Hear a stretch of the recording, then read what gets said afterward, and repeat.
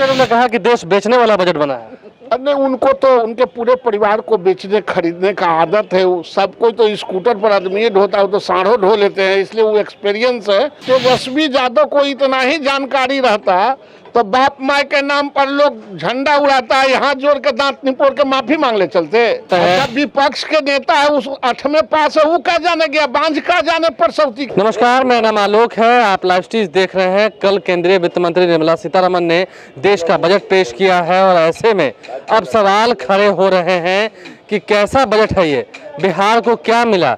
RJD के नेता तो यहाँ तक कर रहे हैं कि बिहार को ठेंगा मिला। इस वक्त बीजेपी एमएलसी नवल किशोर यादव हैं। बिहार को क्या मिला? बिहार को ठेंगा मिला, ठन गोपाल मिला।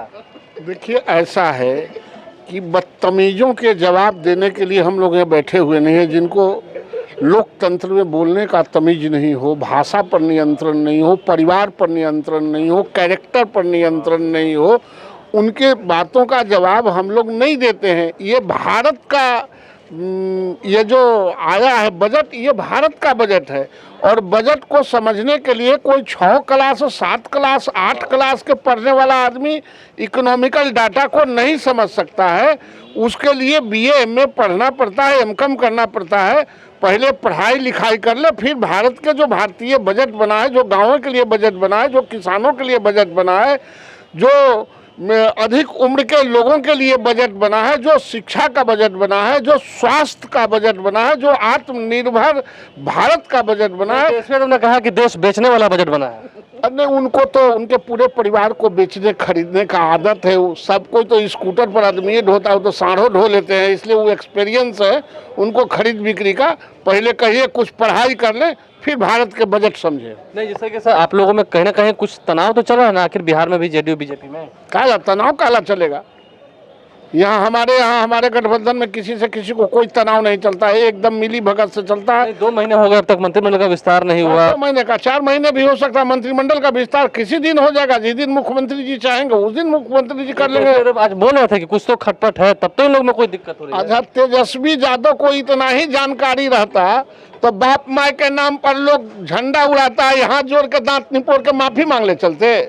जो अपने बाप माँ के अपने परिवार के कारनामों पर दांत निपोड़ के मंच लगा के माफी मांगता है, उसके बातों को जवाब देना उचित नहीं समझते। नहीं, जिस तरीके से बिहार में विकास कार्यों पर भी सवाल खड़े हो रहे हैं। हाल ही में आप तो शिक्षकों के नेता कहे जाते हैं, तो शिक्षकों के लिए 94,000 पदों पर बहाली निकली है। क्या लगता है जल्द ही कल्याण होगा? निश्चित रूप से सरकार निकाली है तो होगा। और एक बात, सिर्फ शिक्षक बहाली पर आप लोग पत्रकार बात करते हैं, बच्चों के पढ़ाई पर भी बात किया कीजिए। शिक्षा विभाग सिर्फ शिक्षकों की बहाली के लिए नहीं बनी है, बच्चों को पढ़ाने के लिए बना है। आप दोनों पहलुओं पर बात कीजिए। जो शिक्षक के बहाली निकली है वो तो बहाली होगा ही, लेकिन बच्चों को आउटपुट क्या है उस पर भी नजर रखना। बात कर रहे हैं तो विपक्ष पूछता भी है कि कदाचार मुक्त परीक्षा की बात करता है। अच्छा, विपक्ष के नेता है उस 8वें पास है, वो क्या जाने गया, बांझ का जाने पर सौती के हाल। जिसको बच्चा, जिन माताओं को नहीं उसको गर्भ पेन क्या होगा, वो माता का पेन जानता है। पढ़ाई नहीं, वो पढ़ाई की बात क्या जानेगा भाई।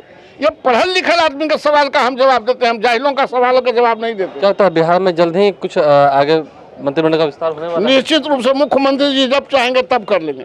तभी देर तो हो रही है, कल कुछ देर नहीं हुई। लोकतंत्र में कुछ देर नहीं होता है, सुविधा के अनुसार सब कुछ होता है। अच्छा, बड़ा सवाल ये है, आखिरी सवाल है, कल बजट पेश हुआ है, क्या उम्मीद है? बिहार को विशेष राज्य के दर्जे की बात भी होती थी पहले, अब बिहार के विशेष राज्य का दर्जा बिहार के लिए भारत का ये बजट है। बिहार का जब बजट के बारे में बात करना हो, बिहार के अलग से कोई बात करना हो तो बिहार की बात कीजिए। भारत के लोकतंत्र में ये भारत का बजट था और मैं भारत के बजट पर बात कर रहा हूँ। अंतिम सवाल, इस वक्त लालू प्रसाद की तबीयत खराब है, रांची से निकल कर वो दिल्ली आ चुके हैं, एम्स में भर्ती है, क्या कहेंगे? जल्द परमात्मा करे वो बहुत स्वस्थ हो जाए, उनका लंबी उम्र हो और वह स्वस्थ होकर इस लोकतंत्र के एक जो मर्यादा है उसके तहत वो काम करते रहे। देखिए, कुल मिलाकर नवल किशोर यादव देश के बजट पर बोल रहे थे, विपक्ष के सवालों पर भी करारा जवाब दे रहे थे, वहीं उन्होंने लालू प्रसाद यादव की सेहत जो है वो जल्द ठीक हो जाए ये कामना भी की है। बहरहाल आप लाइव से बने रहे हैं, हमारे चैनल को सब्सक्राइब कर लें, साथ साथ फेसबुक पेज भी लाइक करें। धन्यवाद।